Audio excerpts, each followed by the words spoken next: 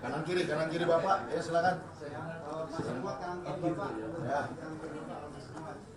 Ayo masuk. Lokot yang belum pernah sini, yuk masuk. Ini Allah mendengarkan ucapan saya.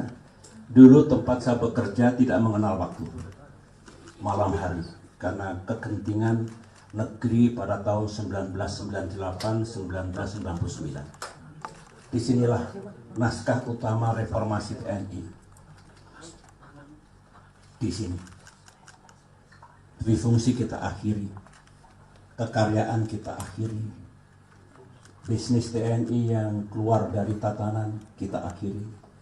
Sistem hukum kita tata kembali, mana yang mesti masuk hukum militer, mana yang masuk hukum sipil, dan banyak hal in this room, di meja ini.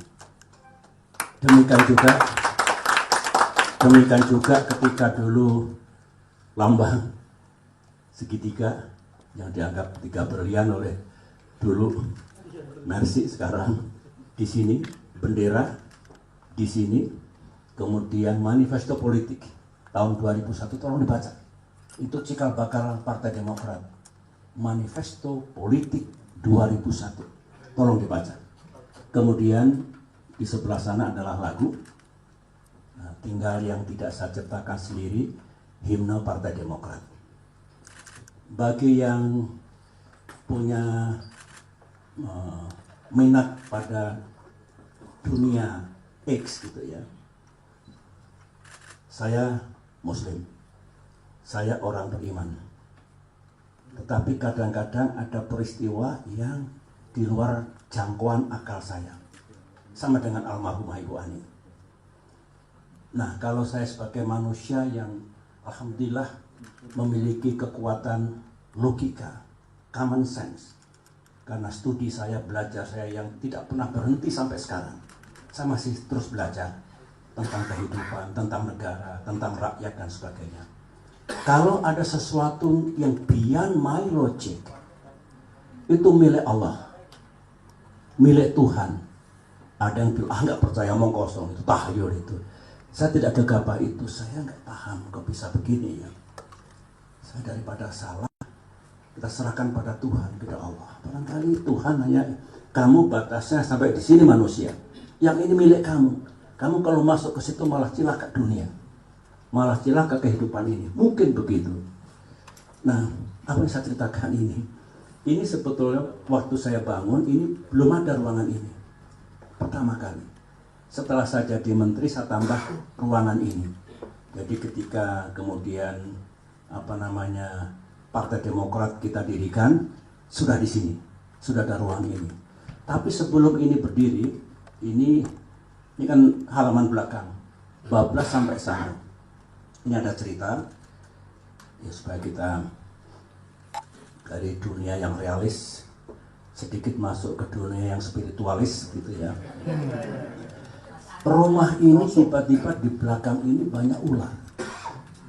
Ular kobra kecil, banyak. Di depan juga ada, di sana juga ada. Jadi masih ada yang pramuwisma saya yang masih bersama saya sejak itu, pusing kita. Akhirnya kita ngaji gitu kan, agama gak berkurang. Terus akhirnya saya minta, ada nggak kiai yang mengetahui dunia seperti ini apa ini? Ini betul-betul snake, ular, atau ya maaf ini sebetulnya entah apa, orang bilang jadi-jadian. Akhirnya datang seorang, setelah gak lama 2-3 minggu datang kiai di sini, datang, apa Pak Bu masalahnya ya gini. Beliau doa di sini, nulis-nulis di sini. Saya tidak bisa menjawab sekarang. Saya akan cari waktu. Malah tambah deg-degan ini sama Ibu Ani ini. Tiba-tiba, ya Bapak Ibu percaya atau tidak percaya? Ini di bawah ini ada pusaka yang sudah tidak tahan. Dia ingin keluar, ingin mencari ya orang tua yang baru lah gitu. Terus pusaka gimana?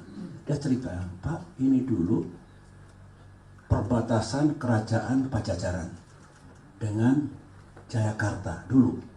Saya tidak tahu Jayakarta era berapa, Pajajaran era berapa. Terus hubungannya apa? Di pusaka itu sebetulnya melambangkan itu.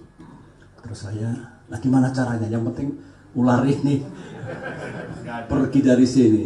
Ya itu Pak, nanti Bapak saksikan sendiri. Akhirnya saya di samping istri Ibu Ani ngajak ipar saya Pramono Edi Wibowo yang sudah berpulang sekarang. Ibu Ani juga sudah berpulang. Saya bintang 3 dulu nunggu di sana di pintu di sana. Sama ada lagi Sersan Makmun juga di situ. Nah akhirnya dia bilang, Bapak Ibu lihat saja. Lihat apa? Yang penting jangan takut, tambah takut kita.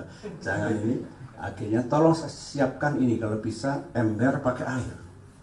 Terus kita tuh ngintip di pintu gitu. Tiba-tiba si kiai ini baca doa Islam, maju lagi, terus seperti nggak kuat lu mundur lagi. Nah ketika sudah mulai maju sampai mungkin 4 meter sebelum ini masih kosong lah ya. Tiba-tiba ada sinar pusaka menyambar-nyambar, sinar kuning keemasan itu. Terus akhirnya pergi lagi saat itu. Nah setelah itu kita diam aja itu, doa lagi, 2 kalinya pergi lagi. Ketiga kalinya rupanya setelah mau menampakkan diri, sinar kuning keemasan itu langsung melesat masuk ke dekat kolam renang kecil. Dulu ada situ kecil, kolam lah kecil. Nah langsung tanahnya tuh terbakar. Nah itu rupanya kita suruh nyiapin air tadi. Nah muncul pusaka panjang ini, bukan pusaka yang galak, yang kereng itu, jadi yang beautiful, manis itu. Akhirnya dia masukkan air, serahkan saya, serahkan Ibu Ani, serahkan Edi, langsung disimpan. Nah katanya, saya bilang, ini pusaka apa ini? Saya juga baru tahu ini Pak, tapi ini kok cantik, indah gitu. Yang jelas bukan untuk perang. Ya sudah, saya tentara kan. Kalau bukan untuk perang ya sudah aman lah gitu. Karena ke perang ya pakai senjata. Oke. Ini terjadi di sini. Nah, saya Ibu Ani kalau masih ada menambahkan cerita ini. Lebih seru lagi kalau Ibu yang cerita nanti. Tetapi ya ada sesuatu, dunia gaib itu selalu ada. Tapi yang jelas keimanan kita tidak boleh goyang. Kalau yang Islam tentu firman Allah, sunnah Rasulullah, dan juga nasihat para wali itu. Tetapi yang saya ceritakan ini karena pas cerita di sini, cikal bakal dulu Demokrat, cikal bakal Fred yang berprotes di sini. Saya di sini, Mbak Pres di sini, Menteri ganti berganti di sini, dan juga banyak yang lain-lain. Ketika AHY dengan sangat berat harus mengambil keputusan menjelang pemilihan Gubernur Jakarta, masih ingat? Di ruang ini, saya dengan Ibu Ani memilih diam karena takut salah memberikan nasihat.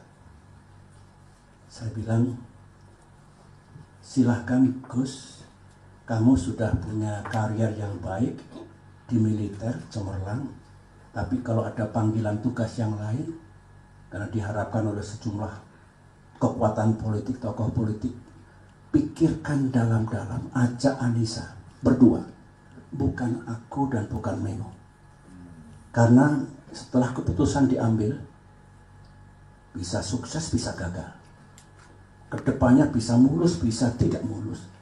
Kamu sama istri, sama keluarga. Saya tidak boleh karena bisa salah. Pikirkan baik-baik dan tahu risikonya. Semalaman istikharah, pagi-pagi saya masih ingat karena harus segera mendaftarkan ke KPUD dulu. Masih pagi sekali, kelihatan kalau nggak tidur semalam, segala macam perasaan. Saya dengan Ibu Ani juga begitu. Di ruangan ini mengatakan, Bismillah, saya siap untuk pindah pengabdian. Ibu Ani nangis, she was crying, karena tahu risikonya. Dan memang benar, tidak mudah, gagal. Setelah itu masuk dunia politik 7-8 tahun juga terbanting-banting, tidak mudah. 5 tahun menghadapi aksi pembegalan tidak mudah. Semua sudah tahu karena bareng-bareng, tapi ya sekali dia pilih, sudah pilih. Semoga Tuhan memberikan yang indah. Inilah para kader utama, para pemimpin Demokrat yang saya cintai, terutama apa yang saya sampaikan tadi, kiranya ayo menjadi pedoman kita, tuntunan kita untuk melanjutkan perjuangan untuk negara dan partai kita. Nah, yang cerita tambahan ya untuk selingan, untuk tambah pengetahuan. Terima kasih, kita kembali ke sana. Wartawan, silakan wartawan. Terima kasih, wartawan keluar langsung. Terima kasih. Ketua Majelis Tinggi Partai Demokrat untuk 5 tahun ke depan. Tadi setelah berdiskusi, kemudian juga mendapatkan wejangan dari beliau. Alhamdulillah, Bapak SBY juga telah merespon dan menerima untuk kembali menjadi Ketua Majelis Tinggi Partai Demokrat 2025-2030. Kira-kira itu tadi yang kami bicarakan di dalam. Mungkin ada tambahan? Silakan, Ya. Pak Ero. Kami kan mendapatkan surat dukungan dan secara tertulis ditandatangani di atas materai 100% pemilik suara, yaitu unsur Majelis Tinggi Partai, unsur DPP Partai Demokrat, unsur DPD, unsur DPC, unsur DPLN, dan unsur Orsap telah menyerahkan dan menandatangani secara tertulis mendukung terhadap Ketua Umum agar Mas AHY melanjutkan kepemimpinannya 5 tahun ke depan.